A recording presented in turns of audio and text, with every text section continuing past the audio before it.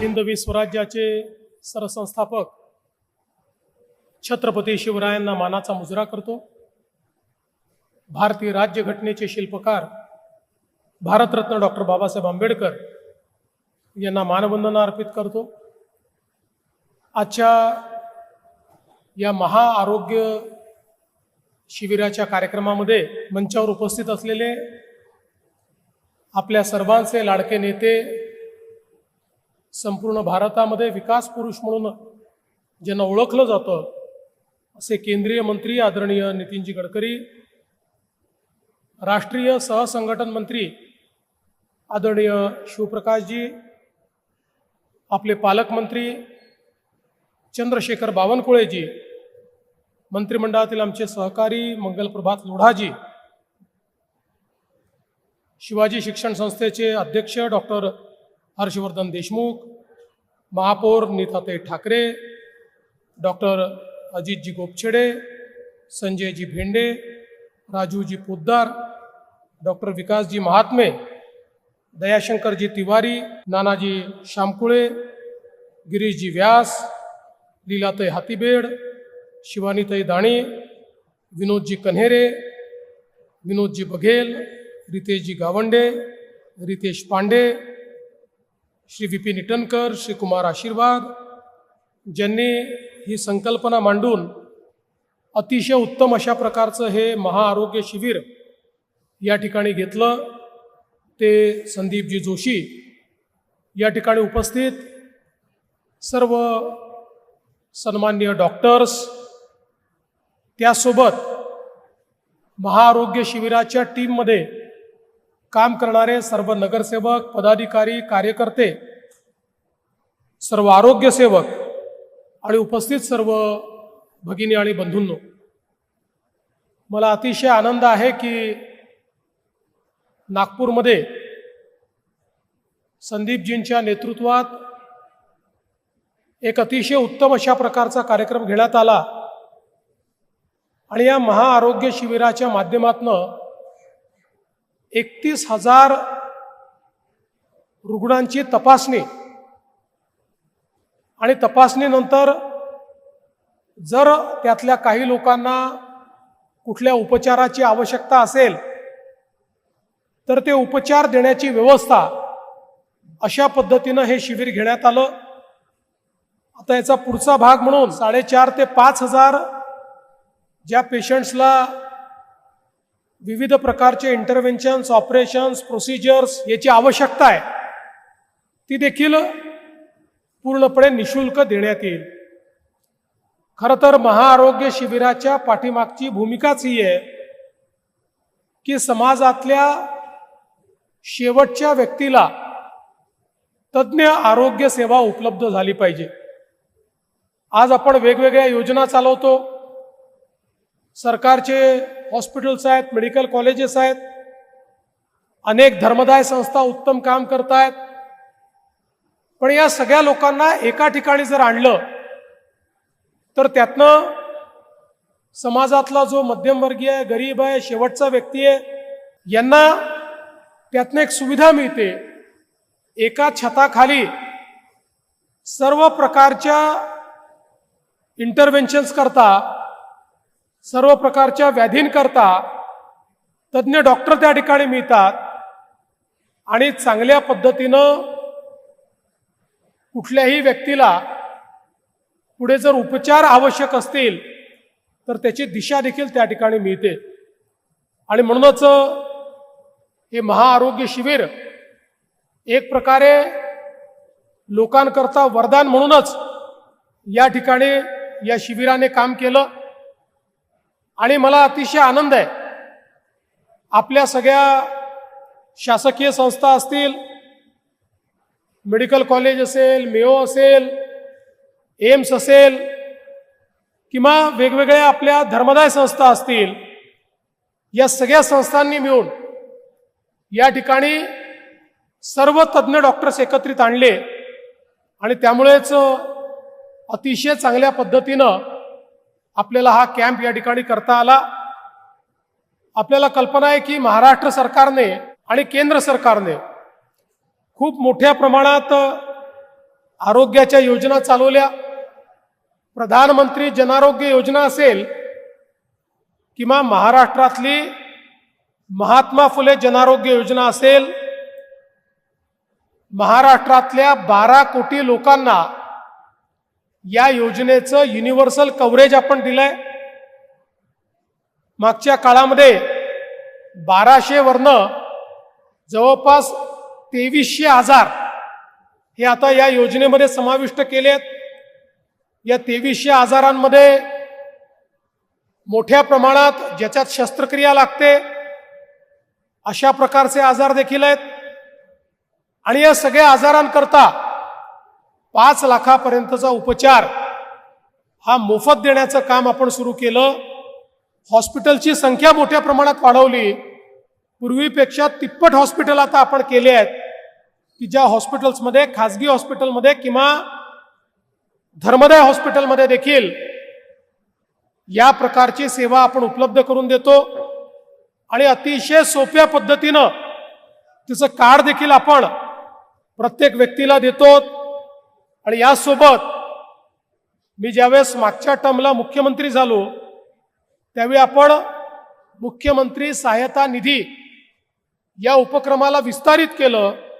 मला सांगताना आनंद वाटतो की आपण जर आता या टर्मला मी मुख्यमंत्री झालो तेव्हापासून विचार केला तर या 1.5 वर्षामध्ये जवळपास 57,000 रुग्णांना 452 कोटी रुपये हे आपण या मुख्यमंत्री सहायता निधीच्या माध्यमातून दिले आहेत. जिथे गरिबाकरता कुठलीही व्यवस्था नाही अशा वेळी हा निधी आपण पुढे करतो. आणि आता तर धर्मदाय निधी देखील याच्यासोबत आपण एकत्रित केलाय. सर्व धर्मदाय हॉस्पिटल्सला काही प्रमाणात खाटा या गरिबांकरता राखून ठेवणं गरजेचं आहे. ते नियमात आहे. दुर्दैवाने त्याचं मॉनिटरिंग होत नव्हतं. काही लोक राखून ठेवायचे, काही ठेवत नव्हते.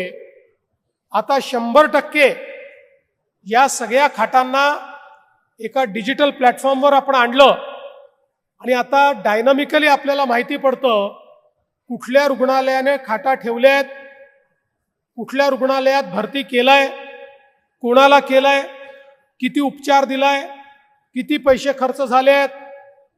त्यामुळे आता धर्मदाय हॉस्पिटलमध्येही अनेक ऑपरेशन्स हे मोफत करण्याचं काम आपण सुरू केलं आहे.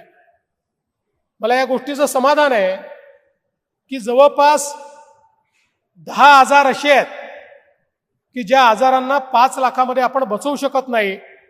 अशा आजारांकरता, ऑपरेशन करता आपण शासनाच्या या योजनेतनं 9 लाख रुपयापर्यंत मदत करणं सुरू केलं आहे. आणि काही प्रोसिजर्समध्ये 35 लाख रुपयापर्यंतची मदत देखील आता आपण देतो. म्हणजे गरिबाला पैसे नाहीत म्हणून त्या ठिकाणी ऑपरेशन विना राहावं लागणार नाही अशा पद्धतीची व्यवस्था केली आहे. वेगवेगळ्या पद्धतीचे जे ऑपरेशन्स आहेत, मग कॉक्लिअर इम्प्लांट असेल, आपल्याला कल्पना आहे की आपण अनेक वेळा मूकबधीर विद्यार्थी पाहतो, मुलं पाहतो, त्यांना ऐकू येत नाही म्हणून ते बोलू शकत नाही. लहानपणी ऐकून न आल्यामुळे त्यांना त्या ठिकाणी स्पीच त्यांची तयार होत नाही, शब्द त्यांना बोलता येत नाही आणि म्हणून ते त्या ठिकाणी मुके देखील होतात. पण लहान वयामध्ये जर त्यांचा कॉक्लिअर इम्प्लांट केलं तर त्यांना हळूहळू ऐकायला यायला लागतं आणि त्यामुळे त्यांना बोलताही यायला लागतं. आणि म्हणून हे जे कॉक्लिअर इम्प्लांटचे ऑपरेशन्स आहेत ज्याला 6 लाख, 8 लाख, 10 लाख रुपये लागतात, सगळ्या बालकांमध्ये जिथे आवश्यकता आहे निशुल्क, एकही पैसा न घेता हे कॉक्लिअर इम्प्लांटचे ऑपरेशन आपण करणं सुरू केलं. जेणेकरून किमान पुढच्या पिढीमध्ये कोणीही मूकबधीर त्या ठिकाणी राहणार नाही. तर या आजारावर 100% आपण त्या ठिकाणी विजय मिळवू शकतो. अशा दृष्टीनं पुढच्या टप्प्यामध्ये लहान मुलांचं स्क्रीनिंग करायचं आणि त्या स्क्रीनिंगमध्ये कोणी जर अशा प्रकारच्या डिझॅबिलिटीने ग्रसित आपल्याला आढळला तर त्याचं पूर्ण त्या ठिकाणी पैसे खर्च करून कॉक्लिअर इम्प्लांट करायचा, जेणेकरून अशा पद्धतीनं मूक आणि बधीर असे जी बालकं आहेत ती बालकं आपल्या समाजामध्ये संघर्षरत राहणार नाहीत. आपण हा देखील प्रयत्न करतो की मोठ्या प्रमाणात आपले जे दिव्यांग बंधू आहेत या दिव्यांग बंधूंना वेगवेगळ्या प्रकारचे उपकरण मिळाले पाहिजेत. मागच्या काळामध्ये नितीनजींच्या नेतृत्वात खूप मोठं शिबिर आपण घेतलं आणि हजारो दिव्यांग बंधूंना त्या ठिकाणी कृत्रिम पाय असेल, वेगवेगळे इक्विपमेंट असतील ते दिले. आता पुन्हा एकदा 9 ऑगस्टला आपण त्या ठिकाणी कृत्रिम अवयव देण्याच्या संदर्भात एक अशाच प्रकारचं शिबिर घेतलेलं आहे, ज्या शिबिराच्या माध्यमातून आमच्या ज्या दिव्यांग बंधूंना आता प्रोस्थेटिक अशा पद्धतीनं नवीन पद्धतीनं हात असतील, पाय असतील किंवा वेगवेगळे जे इंटरव्हेन्शन्स आहेत तेही पुरवण्याचा प्रयत्न हा आपल्या सगळ्यांच्या माध्यमातून या ठिकाणी चालला आहे. मी एकच गोष्ट या निमित्ताने सांगतो, सातत्याने नितीनजींच्या नेतृत्वामध्ये गेले अनेक वर्ष सेवा हाच आमचा धर्म आहे असं समजून वैद्यकीय क्षेत्रामध्ये खूप मोठं काम हे उभं राहिलंय. स्वतः नितीनजी याच्यामध्ये अतिशय शेवटच्या माणसापर्यंत पोहोचण्याचा प्रयत्न करतात.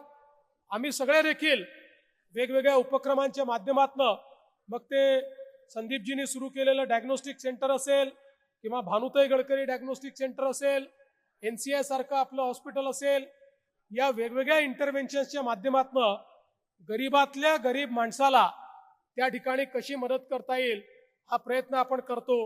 आपले डॉक्टर महात्मे आहेत जे मोतियाबिंदू मुक्त अशा पद्धतीनं समाजाचं निर्माण करण्याचा प्रयत्न करतात. सगळ्यांचा प्रयत्न हा आहे की समाज निरोगी झाला पाहिजे आणि दुर्दैवाने कोणाला रोग जर झाला तर पैशाविना उपचार थांबला असं न होता त्याच्याकडे पैसे असो वा नसो त्याला दर्जेदार उपचार मिळून त्यालाही आरोग्य लाभ झाला पाहिजे, या दृष्टीनं हे सगळे प्रयत्न आपण करतो. वेगवेगळ्या लोकांची मदत याच्यामध्ये झाली आहे. काहींनी मदत केली. शिवशक्ती फाउंडेशननी 100 व्हीलचेअर त्या ठिकाणी दिल्या, कोणी आर्थिक मदत केली, कोणी औषधाच्या रूपाने केली. गोपचडे साहेबांनी त्या ठिकाणी ती कार्डियक ॲम्ब्युलन्स भेट दिली. या सगळ्यांचे, अनेक लोकांचे कदाचित नावं मी घेतले नसतील पण त्यांचे मी मनापासून आभार मानतो. आमचे भैयासाहेब देशमुख असतील, काळमेघजी असतील, यांनी ही जागा देखील उपलब्ध करून दिली, त्यामुळे खूप चांगल्या पद्धतीनं हा कॅम्प या ठिकाणी घेता आला. त्यांचेही मी आभार व्यक्त करतो. आणि आपण सगळ्यांनी सेवा सप्ताह या ठिकाणी आयोजित केला आणि त्यातनं खऱ्या अर्थानं नागपूरकरांची जी सेवा केली त्याबद्दल आपल्या सर्वांचे, सर्व डॉक्टर्सचे आणि सर्व या ठिकाणी आरोग्य सेवकांचे मनापासून आभार मानत मी माझे 2 शब्द संपवतो. धन्यवाद. जय हिंद.